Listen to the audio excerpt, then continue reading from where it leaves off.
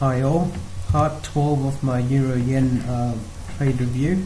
Continuing off from last time, this is talking about another head sell entry I did around this area, right around this area over here.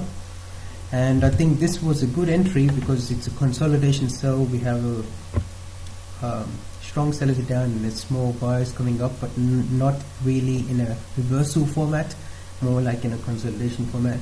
So I got the sell here with a good wide stop loss on this time frame. So this one performed quite well, and I was happy to see that. So it performed really well. I basically got one of the best prices. So on the 15 minutes I had my stop loss just above the origin of this huge sell move. Now my mistake over here was, first of all, my targets were kind of undefined at this stage, but I don't think that was a mistake at all. My targets were undefined because I wanted to gauge it based on the momentum and decide when to exit. Now around this area, which was right around over here, this is when I started to think actually that this kind of structure looks like it may actually go down all the way over here. And at this time my stop loss for the whole position, even my original position since last Monday, was around this area. So around this time I was thinking the price action does not look good. The sellers have consolidated over here, and after this sort of extended consolidation on the hourly, they're starting to make the move down, and momentum was increasing, especially with consolidation and this really sharp reversal pullback and this really sharp move coming down. So I think the intuition or analysis, and I had the analysis saying that this does not look good for the buyers, and that the sellers are actually quite strong and can take out this support. I did not really expect at this point, or that objectively I did not expect that there would be some sort of reaction around here because of this consolidation and the sales just tranching down. So that's why I had my take profit sort of undefined. I just wanted to gauge it by momentum and see it. But my mistake was I actually got out at this blue line over here. And I got out because I saw some sort of reaction over here, and I thought, oh, okay, I can ride some move up and then get a better entry down.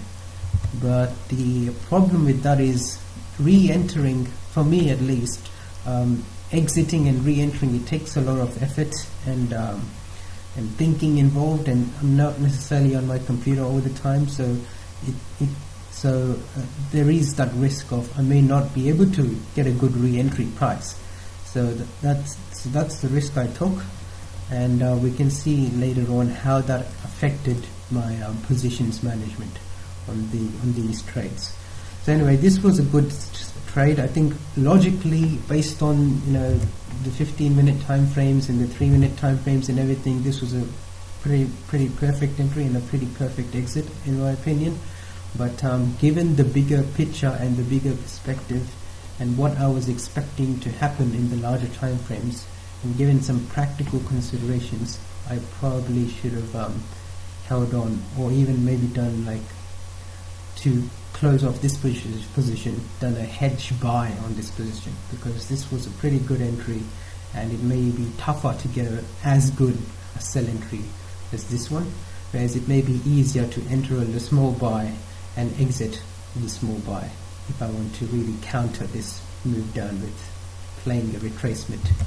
So anyway, I did actually play a small retracement around this area. Yep, right around, no, later on around this area. So I did actually play a small retracement right around here when I was expecting some reaction up, and this was just almost in practice mode, because I put in a really small position and my thinking was this is one of the this is one of the range failure entries I've been testing a lot these past few days, and especially on this trade. And so the entry logic was, we've got sells coming down, they've been coming down for a while and they're getting a bit weaker.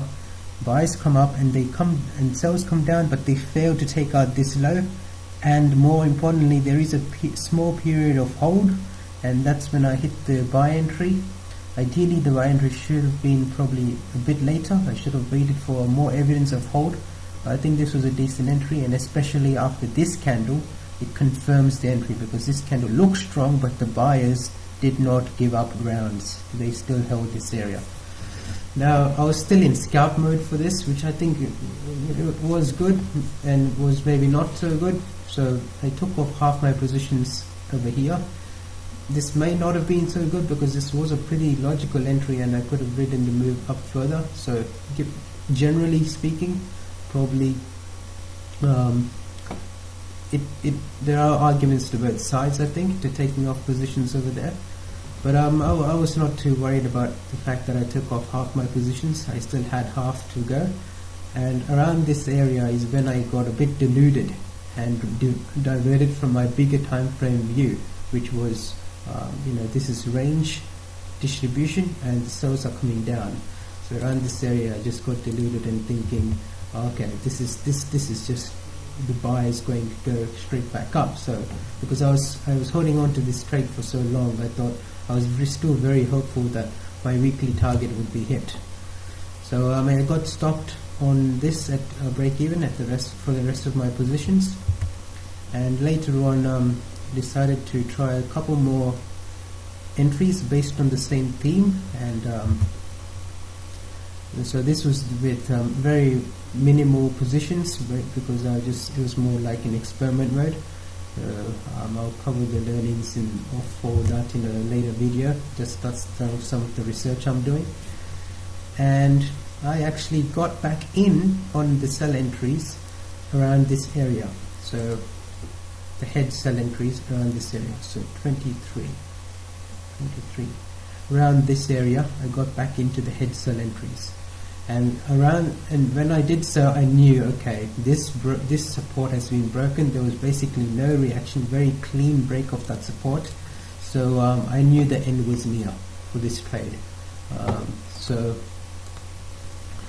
This sell went decently well. So by the way, so the size of the positions in this head sell was completely equal to the size of my original buy positions from last Monday, so I was basically protected over here. And I wrote the head sell down, and at this point I realized, because of closing too early over here and on this small pullback, I basically lost this much of movement. Basically gave up this much of movement, so I was affected. I took a loss on this much of movement on my original positions. And that's okay, that's good learnings. I exited the head sell right around here when I decided, okay, this is where the small reaction is happening, because at this point, of course, my bigger picture view was this is not anymore in buyer's control. The sellers are in control. As we can see, the momentum is really increasing as well. So that's, at this point I knew, okay, I don't have much hope for the buyers again. The end is near. I cut my positions at the first signs of reaction over here, and I actually moved my stop loss, which was on my original positions, from this area to this area, right? And I was managing this on a lower time frame and all of that, and I actually exited all of my positions right there.